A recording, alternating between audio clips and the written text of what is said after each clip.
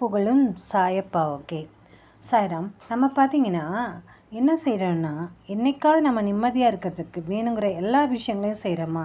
கிடையாது. வேண்டாத செஞ்சுட்டு தான் நம்ம எல்லாத்தையும் இழுத்து கட்டிட்டு மனசில் நிம்மதி இல்லாமல் தௌதாயப்பட்டுருக்கோம். நம்மளுடைய முக்கால்வாசியான பிரச்சனைகளுக்கு காரணம் யாருன்னா யாருமே கிடையாது, நாம் தான். ஏன்னா நம்ம எப்போவுமே பார்த்திங்கன்னா என்னென்னா, ஏதாவது ஒரு பிரச்சனைக்கு காரணம் என்னென்னா, அது சரியாக போகலின்னா நம்மளால் அது முடியலன்னு தெரிஞ்சாலுமே அந்த பழியை நம்ம ஏற்றுக்கிறது கிடையாது, மற்றவங்க மேலே தான் பழி சொல்லிகிட்டு இருக்கோம். அப்புறம் ஒரு வேலையை இப்படி செஞ்சால் தான் கரெக்டாக இருக்கணும்னா அதை செய்கிறதுக்கு நம்மளுக்கு மனசு ஒத்து வர்றதில்ல. நம்ம வேற ஒரு ஐடியா பண்ணி வச்சுருப்போம், அது மாதிரி தான் செய்வோம். சரி, அதை செஞ்சு பார்க்கலாமே அப்படின்னு சொல்லிட்டு இதில் செஞ்சால் கரெக்டாக வரும்னு நம்மளுக்கே தெரியும். ஆனால் இது இல்லாமல் வேற ஒன்று புதுசாக ட்ரை பண்ணுறது, அப்போ அதே சொதப்பல்லாக தானே ஆகும். அப்போ அது ஒழுங்காக வராது. ஒழுங்காக வரலைன்னா நஷ்டம் ஏற்படும். இப்படித்தான் பல விஷயங்களையும் தேவையில்லாத விஷயங்களை நம்ம செஞ்சுக்கிட்டு இருக்கோம். இப்போ தேவையில்லாத விஷயத்த ஒதுக்கணும், எல்லாத்துலேயுமே ஒதுக்கணும். சாப்பிட்றதுலேருந்து எல்லாத்தையுமே ஒதுக்கணும். இப்போது சில பேர் என்னென்னா, ஏசி அவங்களுக்கு ஒத்துக்கவே ஒத்துக்காது, அது தேவையில்லாதது அவங்களுக்கு. ஆனால் வெகுமானத்துக்கு அந்த ஏசியை மாட்டிக்கிட்டு அதனால் கஷ்டப்பட்டுட்டு இருப்பாங்க. அது எதுக்குங்க நம்மளுக்கு? அந்த விஷயத்தில் அதை ஒதுக்கிடணும். ரெண்டாவது, நம்மளுக்கு பிடிச்ச விஷயம் ஸ்வீட்டாக இருக்கட்டும், பிடிச்சது ஏதாவது ஒரு பிரியாணி ஆகட்டும், இல்லைன்னா வடை பஜ்ஜி போண்டா எதுவாகட்டும்.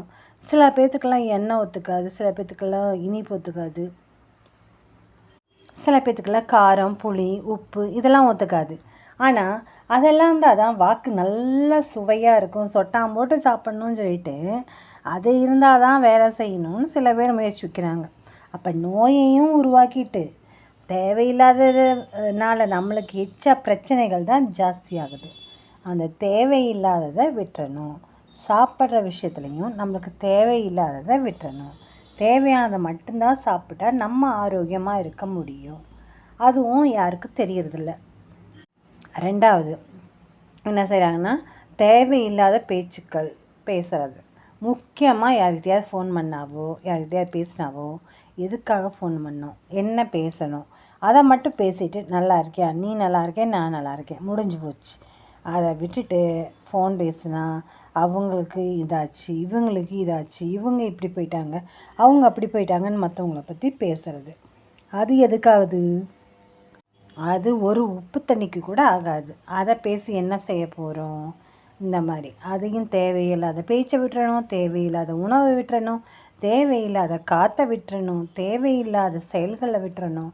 இந்த மாதிரி நம்ம எல்லாத்தையும் தேவையில்லாத குறைச்சாதான் தேவையானதெல்லாம் நம்மளை தேடி வரும். சரியா? அதனால் முதல்ல ஒழுங்காக இருக்க கற்றுக்கணும் நம்ம. சரியா? நம்ம பிரச்சனைகளுக்கு எது எது காரணமாக இருக்கோ அது எல்லாமே தேவையில்லாதது தான். அது எல்லாத்தையுமே விட கொஞ்சம் ட்ரை பண்ணுவோம், நம்ம சாயப்பாவோட பிளெஸ்ஸிங்ஸை பெறுவோம். இப்போது ஒரு விஷயம் நடக்கணுன்றதுக்காக எல்லாத்தையும் நிராகரிக்கிறது, அது மாதிரி தான் எல்லாமே. சரிங்களா? கடவுள் குழந்தைங்கள நல்ல குழந்தைங்களா இருந்தால் மட்டுமே தான் குழந்தைங்களா ஏற்றுப்பார். நாம் எல்லாருமே நல்லதொரு குழந்தையாக இருந்து சாயப்பாட குழந்தையாக இருந்து அவரோட ஆசீர்வாதத்தால் நம்ம ஒரு சிறந்த ஒரு வாழ்க்கையை வாழ்வோம். தேவையில்லாத விஷயங்களை என்றைக்கும் செய்யவே வேண்டாம். தேவையானதை மட்டும் நம்ம வாங்கிட்டு ஒரு சூப்பரான நிம்மதியான வாழ்க்கையை வாழ்வோம். வளமுடன். ஜெய் சாய்ராம்.